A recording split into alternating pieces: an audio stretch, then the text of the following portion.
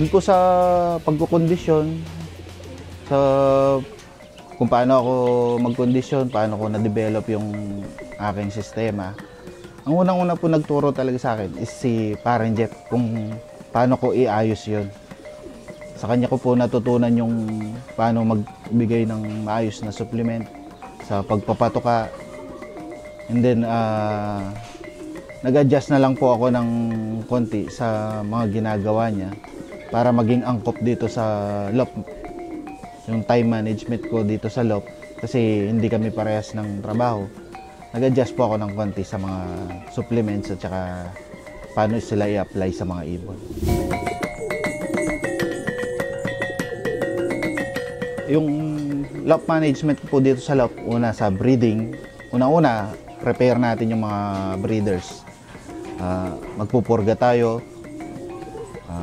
magpapaligo tayo, tapos magpa-flushing po tayo ng upper respiratory tsaka ng para sa lower. Before po ako magsalang, nagbabaksin ako ng mga breeder para iwas din sa sakit.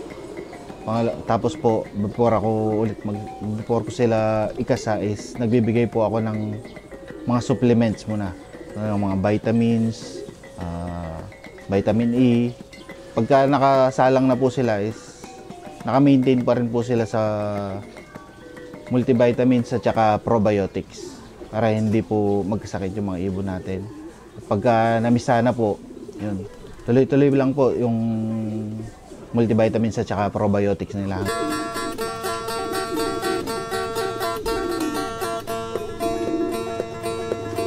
Nakakakuha po ako ng supplements. Yung probiotic po natin kay Kuya Ariel Salazar. Tapos yung ibang supplements po nakukuha natin kay Kuya Renz sa Legacy Poultry Supply. Tapos dito po sa atin sa Bamban kay Lugto Poultry Supply. Yun po ako kumukuha ng mga supplements na kailangan ko sa mga ibon.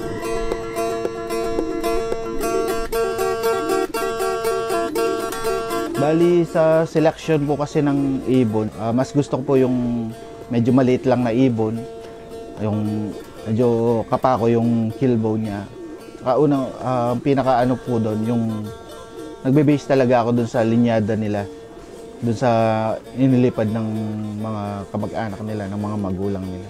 Kumuha ka doon sa mga nananalong ibon, mas malapit ka sa panalo.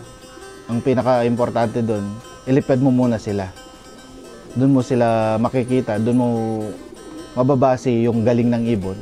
Hindi tayo makapagbase doon sa hawak lang. Pagka yung ibon po, halimbawa, gusto ko silang gawin stock o gawin breeder. Madalas po yung ini-stock namin, gagawin namin breeders, mula po talaga doon sa mga nanalong ibon. Yung mga kapatid nung nanalo at saka yung magiging mga anak nung nanalo. Pwede po namin silang gawin breeder. Pero mas madalas po, yung mga inililipad namin, yung ginagawa na rin namin silang mga foundation.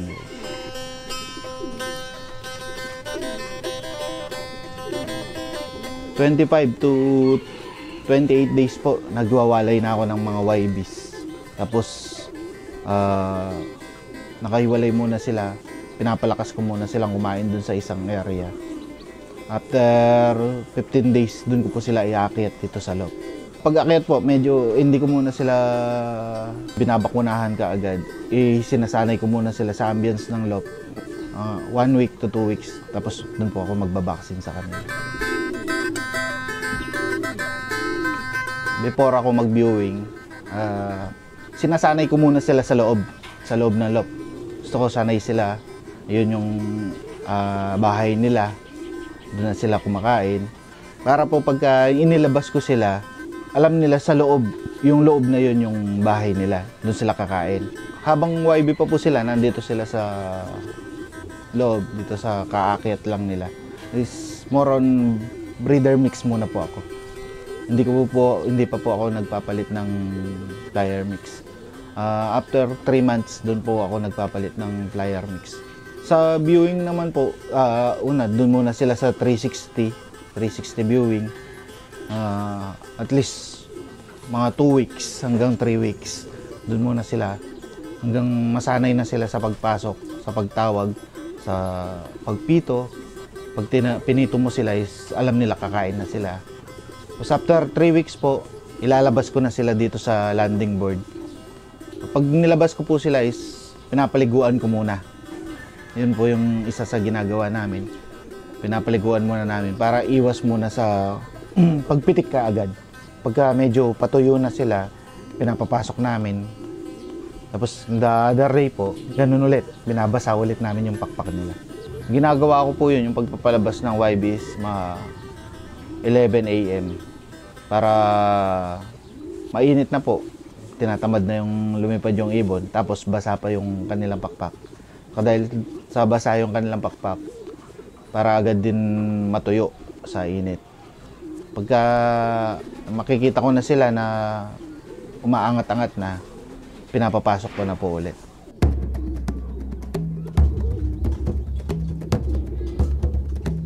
Ang ibon ko po, nailabas ko na siya, nai-viewing ko na at nakalipad na po sa loft. Tuloy-tuloy na po yun. Tuloy-tuloy na sa pagpaparanging hanggang sa mag-start na po yung road training. Ang ginagamit ko pong patuka is Maxi Plier, Nutrena po. Nagsuswitch po ako ng patuka pagka nagpapalo-fly na ako na maayos. At malapit na mag-start yung road training. Bago po ako mag-start ng road training, kailangan nakakalipad muna sila ng 1 oras mahigit dito sa loft, umaga, saka hapon. Yung tanghali po, pagpapalipad ko is 40 minutes. Kailangan nakukuha na nila yon bago ko sila isaling sa road training. Ay, pagka okay na sila dun sa gano'n, mag-uumpisa po ako mag-road training, 5 kilometers lang. Tapos 10 kilometers. Sa 5 kilometers po, 3 beses. Tapos dun sa 10 kilometers, 3 rin. Tapos diretso na po yun, ng palayo na. Hanggang sa umabot na po ng Derby. Sa road training po, sa mga club training, pagka wala pang 100 kilometers is plain lang po. Plain water, plain feeds lang. Based on my experience po, nag-start ako mag-apply ng electrolytes at saka multivitamins ng mga warriors ko is 100 pataas, 100 kilometers. Pagka pataas na yung club training, nagbibigay na po ako ng electrolytes at saka multivitamins sa kanila. So makikita nyo ngayon, ayan, naka-feathering na. Patubo na yung primary nila.